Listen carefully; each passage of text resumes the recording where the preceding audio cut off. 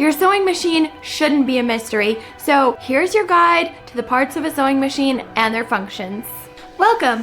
I'm a sewist with over a decade of experience, and on this channel, I help you sew practical, stylish accessories that fit your life. Now, just a little disclaimer before we dive in, your machine might look a little bit different than mine, and that's okay. I'll walk you through the common features. Most of the basic functions are the same. And if you want to compare your machine to others, I've got a free PDF you can download with labeled examples. First, the power cord. It's a hefty plug, usually a bit bulkier, and it can be hard to get in and out. Flip the power switch on and you're ready to go. This is where you plug in the foot pedal. It controls your sewing speed, kind of like a gas pedal for your sewing machine. You'll want a power cord even if your machine has an automatic start-stop button. This is the hand wheel. It manually raises and lowers the needle. It's really useful for starting seams, threading the needle, or sewing slowly for extra control. Always turn it towards you.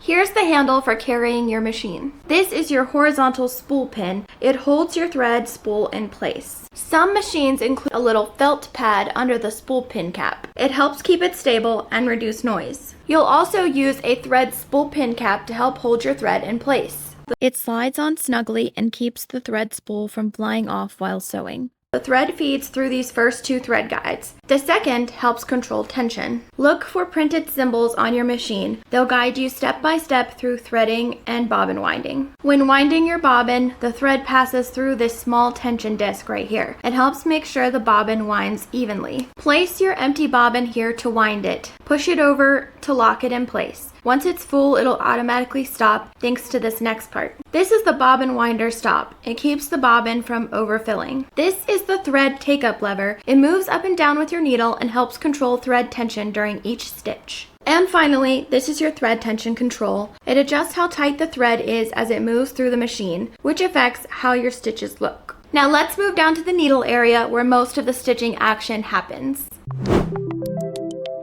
This is the needle bar. It moves up and down with every stitch and holds the needle in place. This screw holds the needle in place. Loosen it to swap needles out when needed. And of course, here's the needle. It pulls the top thread down to meet the bottom thread. This thread guide helps the thread reach the needle at the right angle and keeps it in place close to the needle. If your machine has one, this mechanism helps you thread the needle automatically. It takes a bit of practice, but it's a game changer. This is the presser foot. It holds your fabric steady while you sew. Presser feet also help you stitch in different ways and are responsible for most of the versatility in sewing. This screw holds your presser foot shank in place, which is the metal piece that connects the presser foot to the machine. If your machine has snap-on presser feet, this lever will pop the foot off, making switching feet really easy. This lever in the back raises and lowers the presser foot. You'll use it every time you start or finish a seam. Most machines have a built-in thread cutter on the side. Just slide your thread through it when you're done sewing.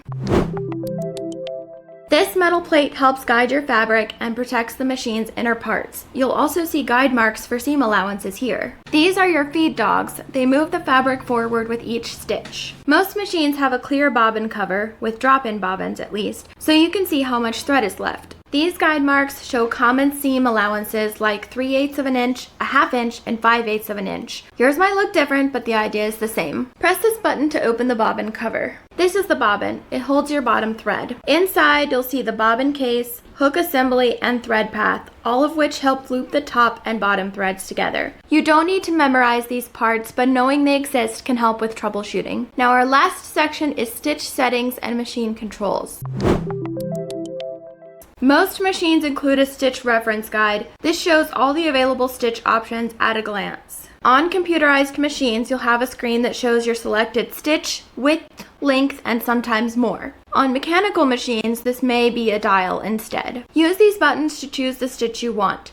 Your machine may use numbers, icons, or a scrolling menu. You can also adjust the stitch length and width, great for controlling seam strength, basting stitches, or customizing decorative stitches. The slider lets you select your maximum sewing speed. Even if you press your pedal all the way down, the machine won't go faster than what you've set. This button usually sews in reverse or adds a locking stitch at the start or end of a seam. What it does depends on the stitch you've selected. And lastly, the needle up-down button and start-stop buttons. Some machines let you sew without a foot pedal, although I wouldn't recommend it. These control sewing and needle position. They only work when the foot pedal isn't plugged in. Well, that's the parts of a sewing machine. Now that you know what everything does, you're one step closer to sewing with confidence. Now, if you want a visual reference guide you can keep on hand, be sure to check out the free PDF you can download. It shows different types of machines and where to find these parts on each machine. And for more detailed info, including the accessories that your machine probably came with, check out the blog post linked below.